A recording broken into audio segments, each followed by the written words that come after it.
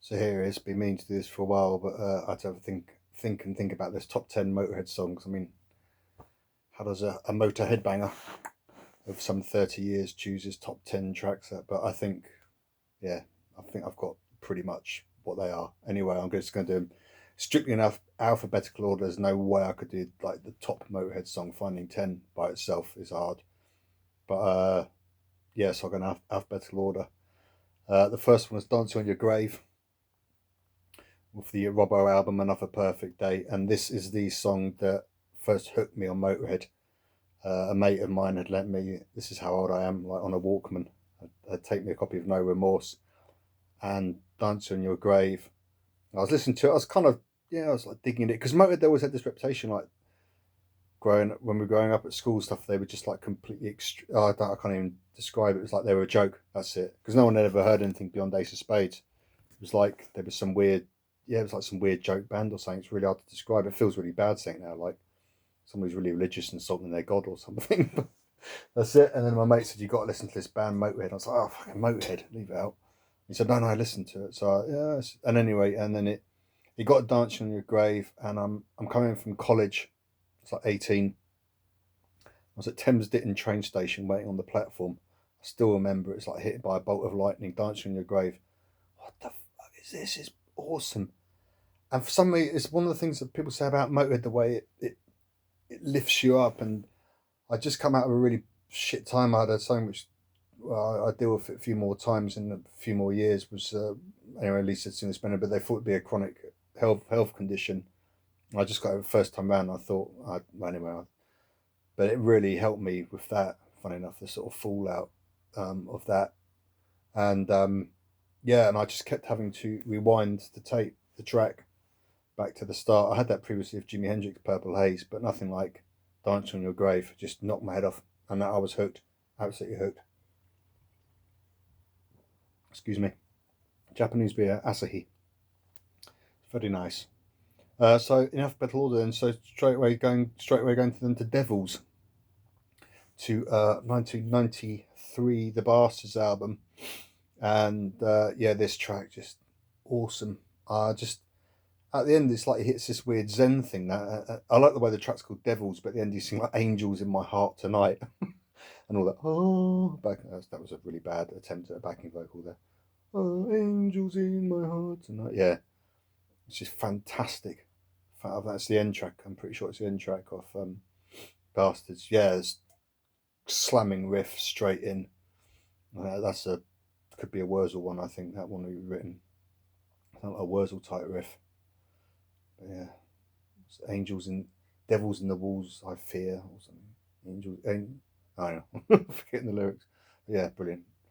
Um, Number three then. Off the much maligned Iron Fist album, but sound quality production wise, it wasn't so great. But Heart of Stone, I mean, for me, production.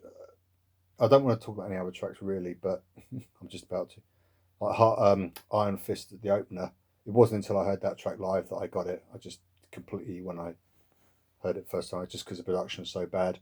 But for all the production sucking, Heart of Stone is still. I love that track so much. And at the end, Heart of Stone, man, and Eddie does that wonderful. Goes up if you're musically minded. Goes up to the D.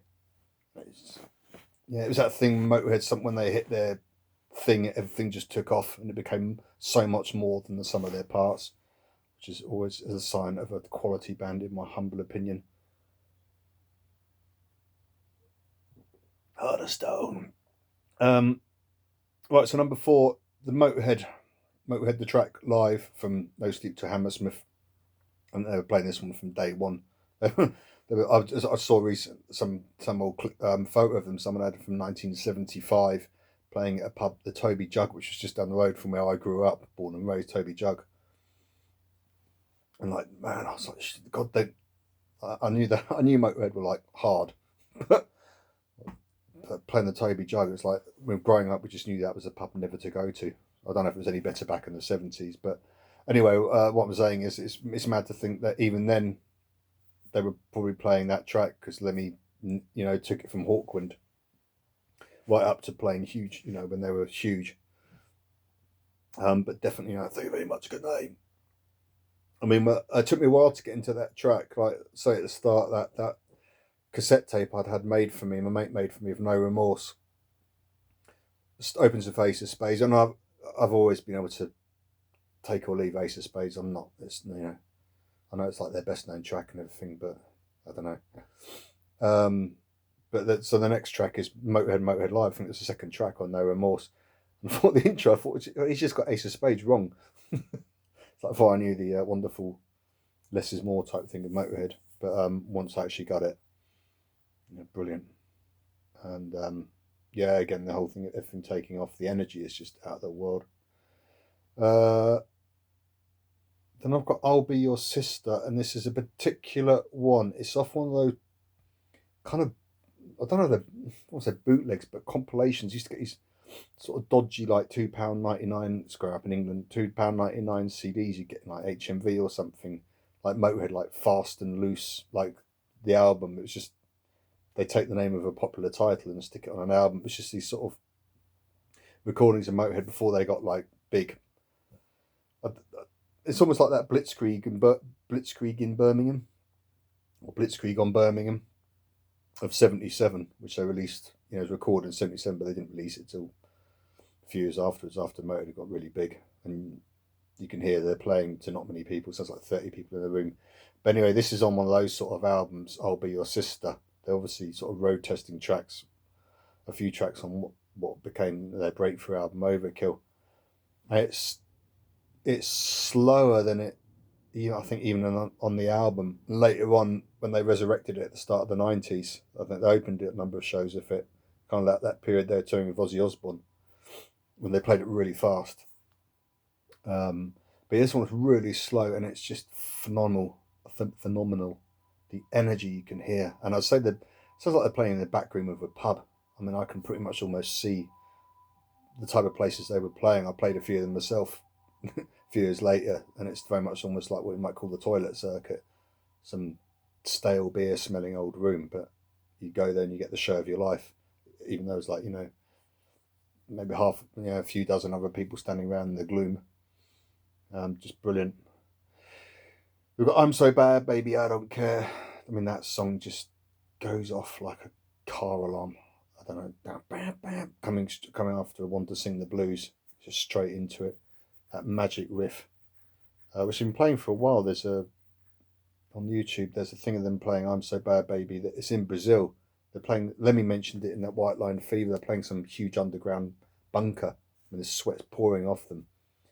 And it just looks really dodgy. There's always gangs of guys with their shirts off, like having full-on fights in the audience, and Motorhead's playing. Must have been hell on earth to be there if you weren't like some non-shirt wearing gang member. Anyway, but where am I going with this? Yeah. So they were playing I'm So Bad, But I Don't Care, but they kind of did it. They broke it down in the middle. There was like Lemmy just playing bass on his own and stuff. So they've been testing it for a few years before it made its way onto the album. And yeah, just really, and again, one of those songs that gets you up as well. That's yeah, when 1916, 96. That was it.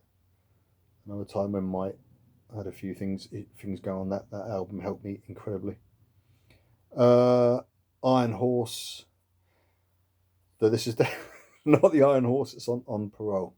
Nah, that's kind of very, very mellow. And there's something weird about this track that like Filthy Animal Taylor wrote it with like the leader of the Hells Angels or something. What's his name? Tramp. Something weird like that. I've never had that one fully explained to me.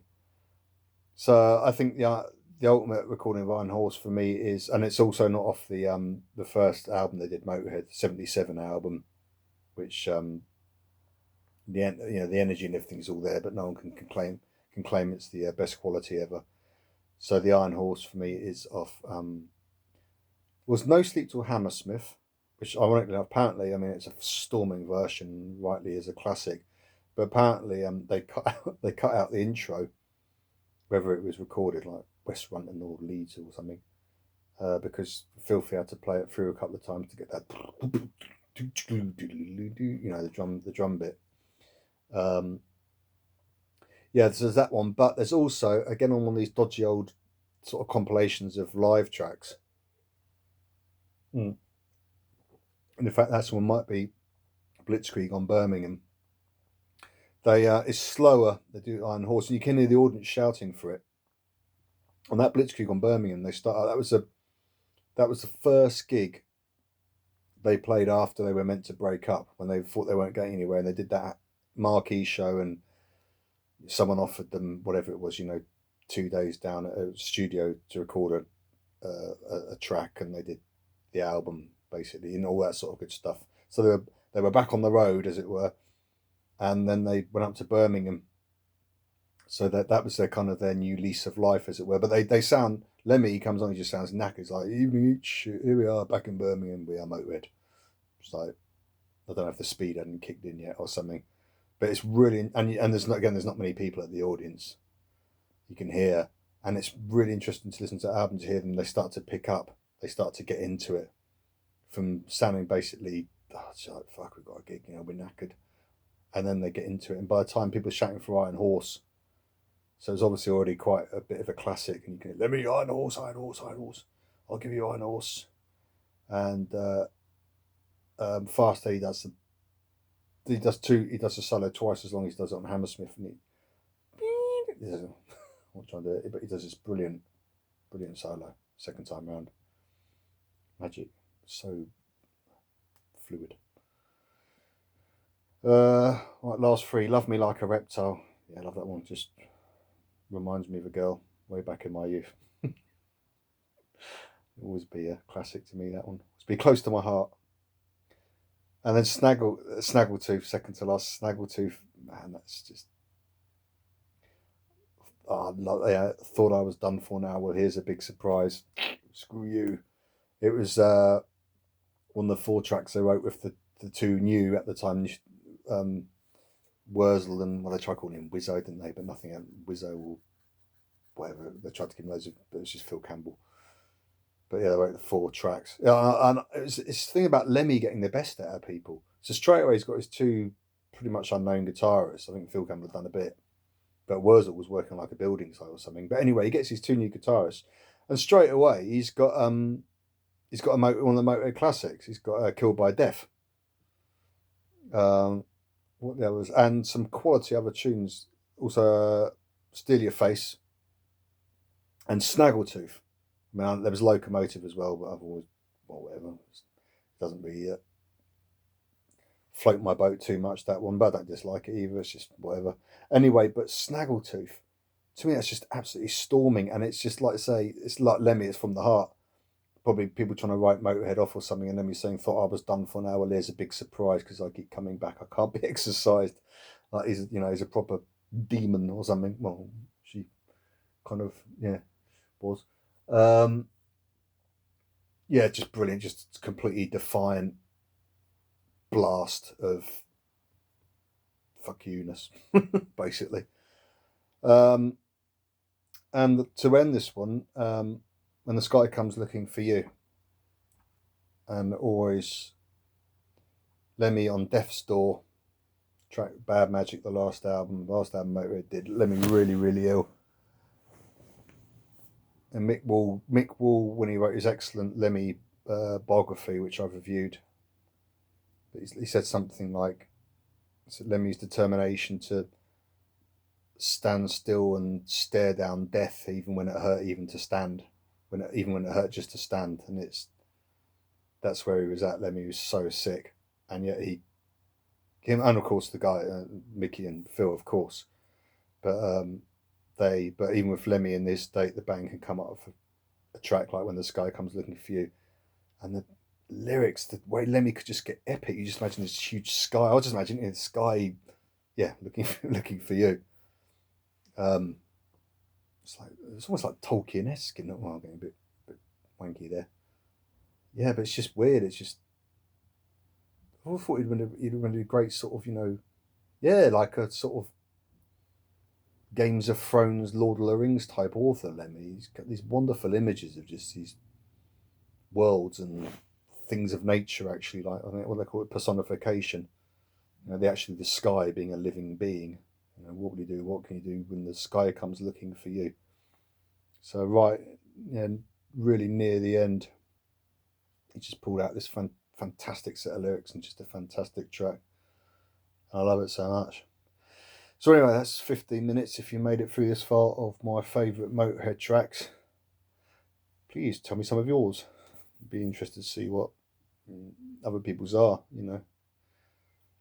Yeah, get some different opinions going on, and why they're special, what makes them special to each person and stuff. That's the wonderful thing about Motorhead, you know, appealed to me, so many people, and meant so much, and still do. Yeah, it still lives on. The great man is gone. He is still living on through everyone who listens to the music. All right, cheers.